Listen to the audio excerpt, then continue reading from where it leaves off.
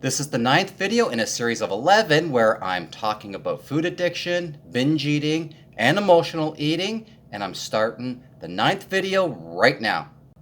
My name is Gregory Groves, and if this is your first time visiting my channel and you would like to learn more on how to deal with the emotional issues associated with weight loss, food addiction, binge eating, emotional eating, stress eating, subscribe now. Hit that bell notification so you don't miss a thing. Thank you for joining me here today. In today's video, I will be talking about some common signs and symptoms of binge eating disorder. Before I move forward though, I have to apologize as one of my neighbors is doing a lot of construction. They've been doing construction for probably about a week now, so there may be some noise. As they have been doing it for over a week, this is the only time I can record. I will do my best to get through it and hopefully you'll hear me. So as I said, I'm going to talk about some common signs and symptoms of binge eating disorder. I have talked about this topic several times in the past. A lot of what I'll be sharing I did talk about in the last video actually, but as it is a huge struggle for a lot of people, especially those of us who struggle from food addiction and binge eating, a lot of what I covered last week bears repeating again this week. So I'm going to start off by sharing some common signs and symptoms to help you gauge if binge eating is actually an issue in your life. So take note that if 3 or more of these apply to you, you probably do suffer from some form of binge eating or binge eating disorder. Again, I want to be clear here again this week. I am not a psychiatrist, psychologist, or therapist, and I am not claiming or pretending to be. I am an expert in the field of binge eating and food addictions, yes, but I am not a therapist of any kind. I'll also be covering this topic in more detail in my upcoming book on food addiction, which I'm hoping will be out this October or November. Depending on when you're watching this video, that'll be 2020. All right, so here are some signs and symptoms you need to be aware of.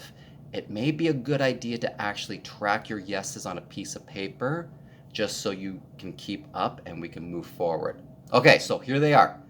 Rapidly eating large amounts of food often and usually in very short periods of time. The inability to stop eating or control what you're eating. Desperation to control weight and eating habits.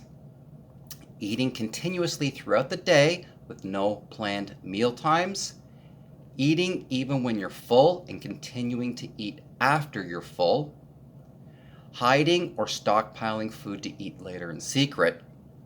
Feeling guilty, disgusted, or depressed after overeating. Eating normally around others, but gorging when you're alone. Feeling stress or tension that is only relieved by eating. Embarrassment over how much you're eating. And again, hiding it and stockpiling your foods is a big part of embarrassment. Feeling numb while binging, while you're not really there or like you're on autopilot. Never feeling satisfied no matter how much you eat. At this point, you're probably wondering if you do actually suffer from binge eating or binge eating disorder. So ask yourself the following questions. This will help you understand your binge eating issues even further than the points that I just made. So do you eat in secret? Do you feel out of control when you're eating? Do you think about food all the time? Do you eat to escape from worries, relieve stress, or to comfort yourself? Do you feel disgusted or ashamed after eating? Do you eat until you feel sick? Do you feel powerless to stop eating even though you want to and know you should?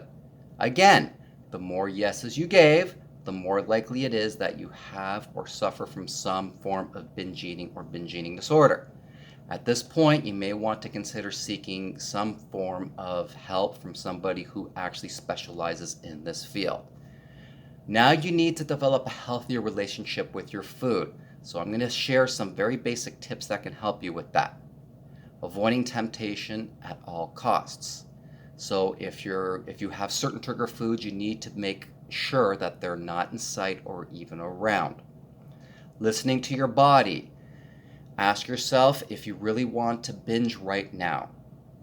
Is it really what you need right now? Does your body really need this right now? Focus on what you're eating. Don't eat numb. Focus on what you're eating, the food that's in front of you, and refuse to eat on autopilot. Ask yourself, will eating this help me or harm me? Will it bring me a step closer to my goals or further away from them? Eating regularly, so schedule your times during the day to eat.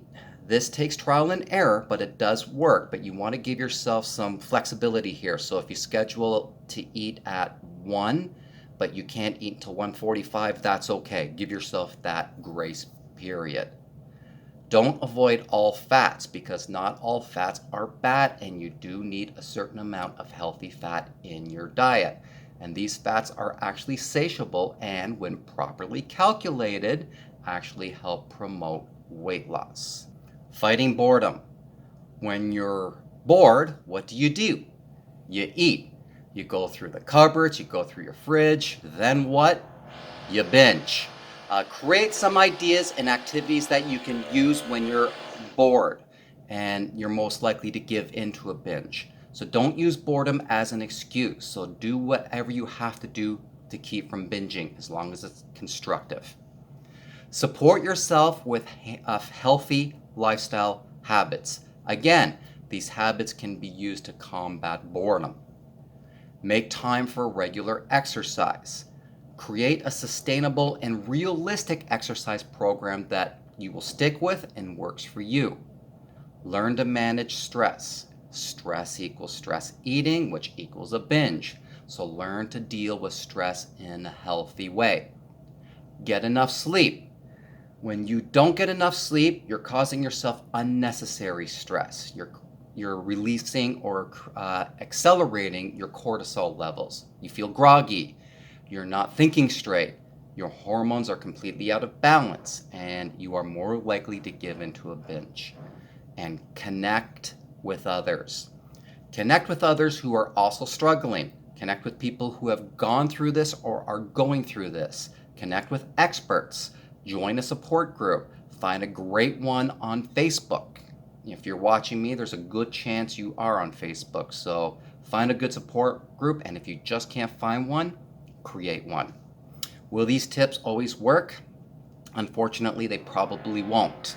As I've said in the past, it is a slow, steady process.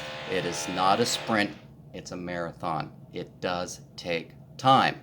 But the first step is being aware that you do in fact have issues with binge eating and maybe food addiction, then going through the steps that I listed here today and that I have mentioned in the past.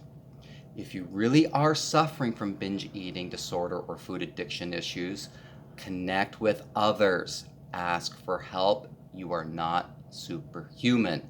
When I first started dealing with these issues roughly 11, 12 years ago, I made the mistake of going it alone, and I regret that. So again, do not face this battle alone. To learn more on how to deal with the emotional issues associated with weight loss, food addiction, binge eating, emotional eating, stress eating, remember to subscribe now. Hit that bell notification so you never miss a future video. Also look for part 10 next Monday at 4 p.m. Eastern Standard Time. If you have any questions you'd like for me to answer, as I always say, please feel free to leave them in the comments section, and I will get to them and answer them all. Also feel free to share this video with anyone you know could benefit from it. As I like to tell you, this helps me reach more people, and the more people I reach, the more people I can help, which is my goal. Also make sure to check out the videos and the cards that will be appearing on the screen. If not, they're already there, I believe. They'll help you further in your journey. Thanks again for watching, everybody, and I will see you next Monday at 4 o'clock Eastern. Have an awesome week, and please stay safe.